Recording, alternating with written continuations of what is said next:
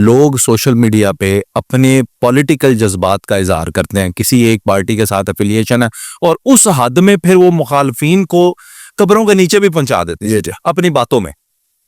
और बहुत कुछ जो है वो इस मद में खराब हुआ है, इस मुल्क का नुकसान हुआ है। पॉलिटिकल एक्सप्रेशन जो है वो किस हद तक एक इंडिविजुअल कर सकता है सोशल मीडिया। अच्छा सर, मैं आपको गुजारिश करना चाहूंगा कि सोशल मीडिया को जो मेरी अंडरस्टैंडिंग है ना, बहुत हद तक सोशल मीडिया आज के दौर में एक इंफॉर्मेशन का, आपके सामने एक इंफॉर्मेशन हासिल करने का जरिया है। ऑन दी अदर हैंड ये मिस इंफॉर्मेशन फैलाने का भी जरिया है। ये भी आप इस बात से जाहिर है, साथ ही जुड़ा हुआ है। दुनिया के बहुत सारे डेवलप ममालिक इन्हीं सोशल मीडिया कंपनीज को रिमूवल की रिक्वेस्ट भेजते हैं, रिमूवल ऑफ अनलॉफुल कंटेंट की, कि ये जो कंटेंट लगाया गया है, ये खबर जो लगाई गई है मुल्क के खिलाफ लगाई गई है, किसी इंडिविजुअल के खिलाफ, ये गलत है, इसको रिमूव किया जाए। पहले हम ये समझें कि पूरी दुनिया में, चाहे वो डेवलप ममालिक हैं या वो डेवलपिंग नेशंस हैं, वहां पे एक मैकेनिज्म मौजूद है।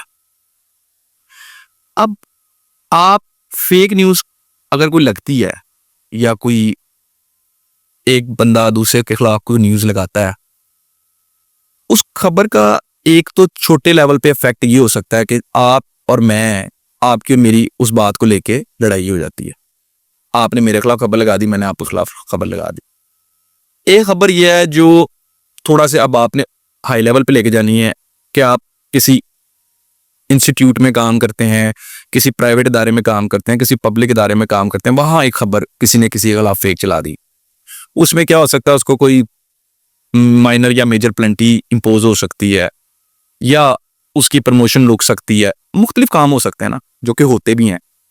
अच्छा, अब इसको जरा आप हायर लेवल पे लेके जाए। अब मैं आपको हर जगह बता रहा हूँ छोटे छोटे असरात आ रहे हैं। हायर लेवल पे जाएंगे फिर वो क्या कर सकती है, वो आपकी इकोनॉमी को भी इफेक्ट कर सकती है। फेक न्यूज वो लोगों में पैनिक क्रिएट भी कर सकती है। वो किसी प्रोडक्ट जो कि आपका हायर सेलिंग प्रोडक्ट है उसकी सेल्स को डिक्लाइन कर सकती है। वो कुछ भी कर सकती है। केसेस हुए हैं। जी। तो अगर आप मुझसे ये पूछें कि ऑन द लार्जर स्केल क्या ये चीजें रेगुलेट, मैं एक लॉयर होने के नाते अपना एक पॉइंट ऑफ व्यू दे रहा हूं। मेरे ख्याल के मुताबिक it is the need of the or कि जो आपका सारे का सारा साइबर स्पेस है ना, इसको रेगुलेट होना चाहिए।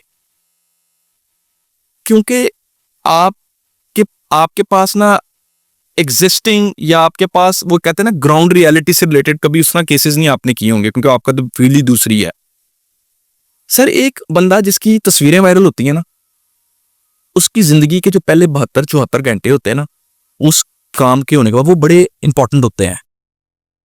एक तरफ उसकी कोशिश होती है ये कंटेंट रिमूव हो, दूसरी तरफ उसकी कोशिश होती है मेरी FIR हो, तीसरी तरफ उसकी कोशिश होती है ये मजीद लोगों तक ना जाए। मैं आपको एक क्लाइंट्स का जो मेरे पास एक ऑब्जर्वेशन आती हुई हो तो मैं आपको वो शेयर कर रहा हूं।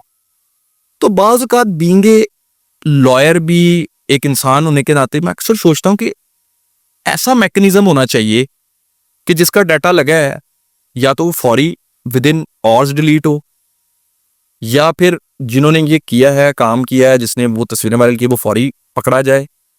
फिर मैं अक्सर अदालतों की तरफ भी जब देखता हूं तो मेरे ज़हन में ये पॉइंट आता है कि अब ये जो मुलज़िम अगर पकड़ा गया है तो अदालत अपना फैसला 2, 2.5, 3 माह में सुनाना चाहिए। तो एक तरफ क्रिमिनल जस्टिस सिस्टम के अंदर बहुत सारे लूप होल्स हैं, लॉ के अंदर लूप होल्स मौजूद हैं, और दूसरी तरफ ये जो सफरिंग है विक्टिम्स की, ये बहुत ज्यादा होती हैं। मैं अक्सर लोगों को कहता हूं कि लोग दूर से अगर आप देखेंगे ना इस फील्ड को, आपको नजर आएगा कि अच्छा यार, ये जो फील्ड है इसमें शायद जैसे हम इंटरव्यूज दे रहे होते हैं, केसेस में पेश होते हैं, ऑन दी अदर हैंड इस फील्ड के अंदर एक बहुत बड़ी लेवल पे एक बंदा फील करता है, एक लॉयर फील करता है, I can feel the pain of the people, कि अच्छा यार, अगर मेरे पास एक ऐसा शख्स आया, वो मेरे एक दोस्त का सिक्योरिटी गार्ड था, उसने मुझे कहा जी मेरा 2 लाख रुपया निकल गया, मैं आपको एक बात बता रहा हूँ, मेरे अकाउंट से किसी ने ट्रांसफर कर लिया। तो मुझे जो इस बात से जो अगली बात थी ना, उन्होंने कहा जी ये जो पैसे थे ना, ये मेरी बेटी के जहेज के थे।